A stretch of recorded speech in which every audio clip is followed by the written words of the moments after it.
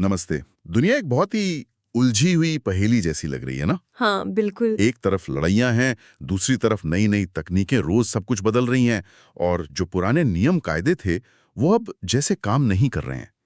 तो सवाल ये है कि इस मुश्किल शतरंज के खेल में भारत अपनी चाल कैसे चल रहा है। और इसी पहेली को सुलझाने के लिए आज हम विदेश मंत्री एस जयशंकर की किताब वाई भारत मैटर्स के कुछ अहम विचारों को आधार बनाकर बात करेंगे।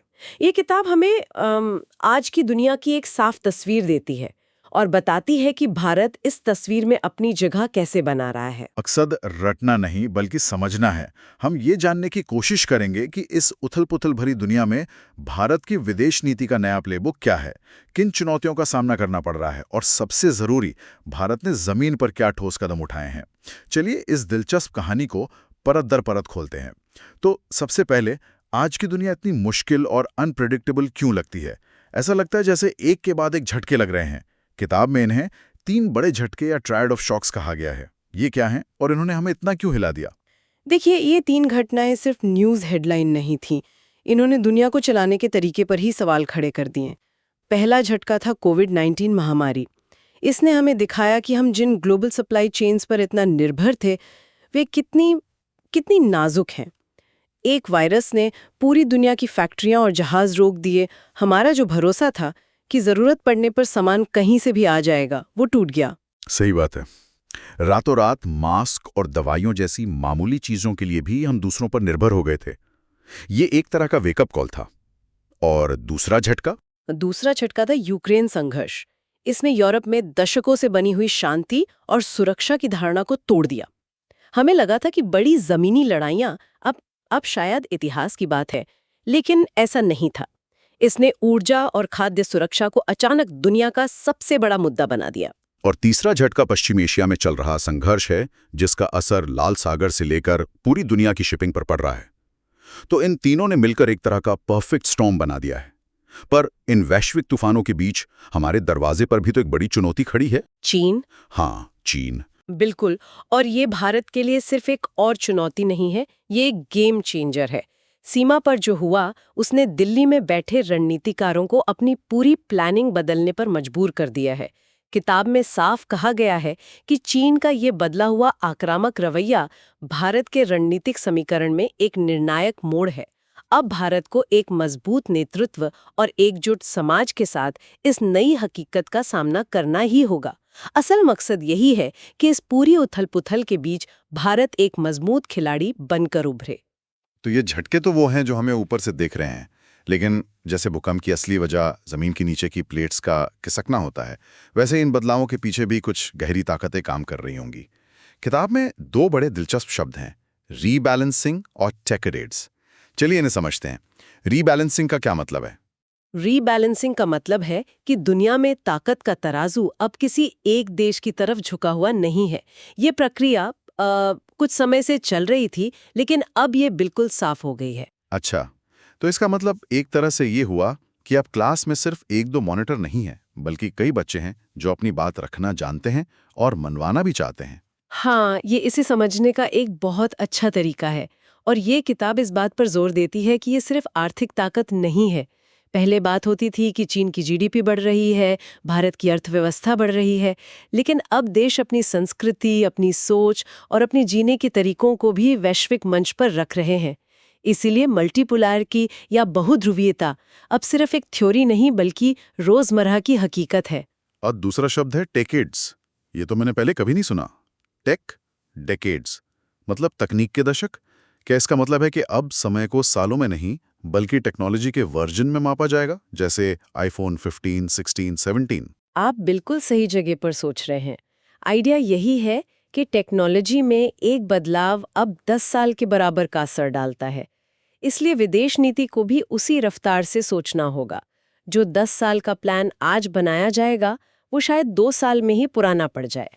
पर यह सिर्फ रफ्तार की बात तो नहीं होगी। बिल्कुल नहीं। और यही इसका सबसे अहम पहलू है। तकनीक अब सिर्फ हमारी जिंदगी को आसान बनाने का जरिया नहीं रही, ये खुद एक ताकत और एक हथियार बन गई है। सोचिए, कल तक जो डिजिटल पेमेंट सिस्टम हमारी सुविधा था, आज वो किसी देश पर आर्थिक प्रतिबंध लगाने का एक बड़ा जरिया बन सकता है। सही है। जो सोशल मीडिया ऐप हम मनोरंजन के लिए इस्तेमाल करते हैं, वो किसी देश के चुनाव को प्रभावित करने का हथियार बन सकता है। यही टेकेट्स का असली मतलब है, हर चीज का दो-धारी तलवार बन जाना। इसका मतलब है कि विदेश नीति अब पुराने तरीकों या मसल मेमोरी से तो बिल्कुल नहीं चल सकती। जो कल तक काम करता था, जरूरी नहीं कि आज भी करे। जरा भी नहीं। दुनिया इतनी बदल चुकी है कि पुराने फॉर्मूले काम नहीं करेंगे। लेकिन यहाँ एक जरूरी बात और है। भले ही दुनिया मल्टीपोलर हो रही है, लेकिन इसका मतलब ये नहीं कि पुरानी ताकतें गायब हो गई हैं, खासकर अमेरिका। किताब चेतावनी देती है कि अमेरिका की क्षमता और उसके प्रभाव को कम आंकना आज भी एक बहुत बड़ी गलती होगी। उसकी ताकत आज भी बहुत ज्यादा है। तो मतलब एक तरफ दुनिया बदल रही है, शक्ति का संतुलन नया है, तकनीक के नियम नए हैं, बिल्कुल। और दूसरी तरफ पुरानी ताकतें भी अभी मैदान में डटी हुई हैं। ऐसे मुश्किल शतरंज के खेल में भारत अपनी चालें चल कैसे रहा है? किताब में जरूर कुछ ठोस कदमों का जिक्र होगा। हाँ, और भारत की चालें अब ज्यादा मुखर और सक्रिय हो गई हैं। सबसे बड़ा बदलाव ये है कि भारत ने ये पहचान लिया है कि आज की भू राजनीति का सेंटर ऑफ ग्रेविटी अब इंडो पैसिफिक है। इसलिए भारत की विदेश नीति के केंद्र में अब ये क्षेत्र है। इसी वजह से क्वाड को लेकर इतना जोर दिया जा रहा है, जिसमें भारत, अमेरिका, जापान और ऑस्ट्रेलिया हैं। ये एक तरह का इंडो पैसिफिक का सिक्योरिटी क्लब जैसा लगता है। बिल्कुल। और दिलचस्प बात यह है कि अमेरिका में सरकारें बदली, लेकिन भारत ने क्वाड को लेकर अपनी नीति में निरंतरता बनाए रखी और उसे और मजबूत किया। ये दिखाता है कि भारत अब किसी एक देश की सरकार पर नहीं, बल्कि अपने दीर्घकालिक हितों पर ध्यान दे रहा है। क्वाड के अलावा कुछ नए समूहों की भी बहुत चर्चा है, जैसे I2U2 और IMEC। अभी I2U2 इंडिया, इजराइल, यूएसए, ये तो बड़ी अजीब जोड़ी लगती है। ये देश एक साथ क्या कर रहे हैं?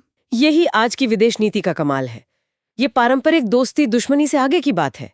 I2U2 असल में तकनीक, पानी, ऊर्जा और खाद्य सुरक्षा जैसे मुद्दों पर मिलकर काम करने वाला एक प्रैक्टिकल ग्रुप है, एक स्टार्टअप की तरह। ये देश वो हैं जिनके पास कैपिटल है, तकनीक है और बाजार है। और IMEC यानी India, middle east, Europe economic corridor, ये तो बहुत बड़ा प्रोजेक्ट लगता है। ये एक बहुत महत्वाकांक्षी योजना है। इसे आप एक तरह से आधुनिक सिल्क रोड बनाने की कोशिश कह सकते हैं, जो व्यापार के लिए एक नया भरोसेमंद रास्ता बनाएगा और चीन के प्रभाव को भी संतुलित करेगा। ये दोनों उदाहरण दिखाते हैं कि भारत अब सिर्फ बनी बनाई वैश्विक संस्थाओं में हिस्सा नहीं ले रहा, बल्कि वो खुद नए समीकरण बना रहा है। वाह, ये तो रस्सी पर चलने जैसा है।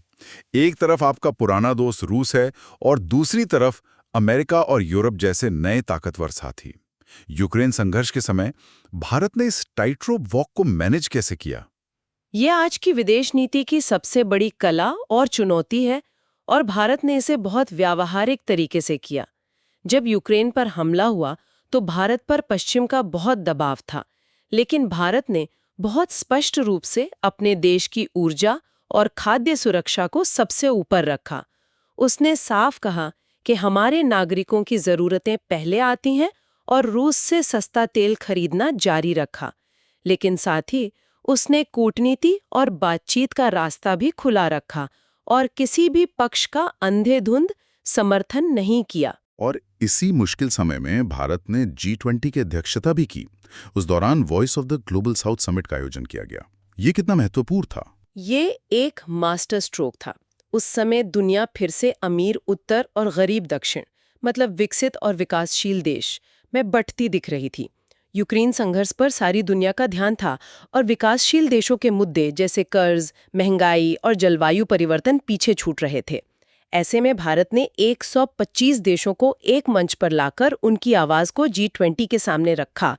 इससे भारत ने खुद को ग्लोबल साउथ के एक स्वाभाविक नेता के रूप में स्थापित किया। तो अगर खेल बदल गया है, खिलाड़ी बदल गए हैं, तो जाहिर है कि जीतने के नियम भी बदल गए होंगे।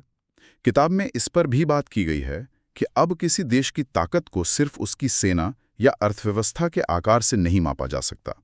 तो फिर ताकत के ये नए पैमाने क्या हैं? अब ताकत के नए पैमाने हैं डी रिस्किंग और भरोसेमंद सप्लाई चेन। डी रिस्किंग का सीधा मतलब है जोखिम कम करना। कोविड ने सबको सिखाया कि अपनी जरूरत की हर चीज के लिए, चाहे वो सेमीकंडक्टर चिप्स हो या दवाइयों का कच्चा माल, किसी एक देश पर निर्भर रहना कितना खतरनाक हो सकता है। मतलब अब देश ये देख रहे हैं कि उनका सामान कहाँ से आ रहा है और क्या वो रास्ता भरोसेमंद है। बिल्कुल। अब एक देश की ताकत इस बात से भी मापी जा रही है कि उसकी सप्लाई चेन कितनी मजबूत, विविध और भरोसेमंद है। क्या आप पर भरोसा किया जा सकता है कि मुश्किल समय में भी आप सप्लाई जारी रखेंगे? ये एक नया रणनीतिक सवाल बन गया है। और डिजिटल दुनिया में ताकत का क्या मतलब है, जहाँ सब कुछ डेटा और टेक्नोलॉजी पर चल रहा है? डिजिटल दुनिया में ताकत का नया नाम है विश्वास और पारदर्शिता, ट्रस्ट एंड ट्रांसपेरेंसी। किस पर भरोसा किया जा सकता है, ये सबसे बड़ा सवाल है। क्या आपका डेटा सुरक्षित है? क्या जिस 5G नेटवर्क का आप इस्तेमाल कर रहे हैं उस पर भरोसा किया जा सकता है कि वो आपकी जासूसी नहीं कर रहा? ये सवाल अब राष्ट्रीय सुरक्षा का हिस्सा बन गए हैं। ये एक बहुत बड़ा वैचारिक बदलाव है। पहले तो ये माना जाता था कि अगर देश एक दूसरे से व्यापार करेंगे, एक दूसरे पर निर्भर रहेंगे, हाँ, इंटरडिपेंडेंस। तो उनमें लड़ाई नहीं होगी। हाँ, ये इंटरडिपेंडेंस यानी आपसी निर्भरता का सिद्धांत था। लेकिन अब ये धारणा बदल रही है। हमने देखा कि जो देश आपके सबसे बड़े व्यापारिक भागीदार हैं, वही सीमा पर आपके लिए सबसे बड़ी चुनौती भी बन सकते हैं। इसलिए अब पुरानी व्यवस्था काम नहीं कर रही। तो भविष्य क्या है? अगर पुरानी व्यवस्था काम नहीं कर रही तो नई व्यवस्था कैसी होगी? भविष्य ट्रस्टेड कोलैबोरेशंस यानी भरोसेमंद सहयोग का है। देश अब उनके साथ मिलकर काम करेंगे, उनके साथ टेक्नोलॉजी शेयर करेंगे और उनके साथ अपनी सप्लाई चेन जोड़ेंगे जिन पर वे भरोसा कर सकते हैं, जिनके मूल्य और हित उनसे मिलते हैं।